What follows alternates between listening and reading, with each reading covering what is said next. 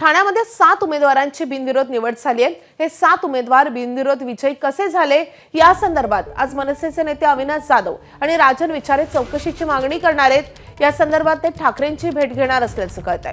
इतर पक्षाच्या उमेदवारांना पैशाची ऑफर देण्यात आली तर काहींना धमकावण्यात आलं असे आरोप अविनाश जाधव यांनी केलाय।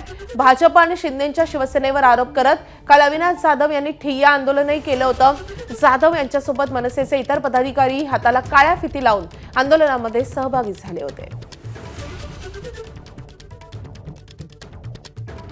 स्थानिकांचा तो अधिकार आहे, निवडणुकीत मतदान करून स्वतःचा कॅन्डिडेट निवडायचा, तो अधिकाराची हत्या झालेली आहे। तर तिथे पुन्हा फेर निवडणूक व्हावी ही आमची मागणी आहे। आणि मला असं वाटतं की ती जर झाली नाही तर आमच्या ऑलरेडी निवडणूक आयोगावर आमचा विश्वासच नाही आहे, पण तो अजून संपून जाईल। किमान बाबासाहेबांनी आम्हाला जो संविधानात अधिकार दिला त्याचा निवडणूक मतदान करायचा तर अधिकार द्या, की तो पण तुम्ही आता मारायला सुरू केलात।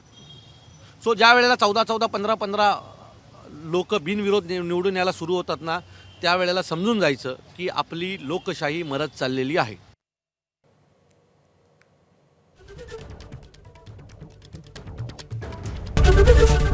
एबीपी माझा, उघडा डोळे बघा नीट।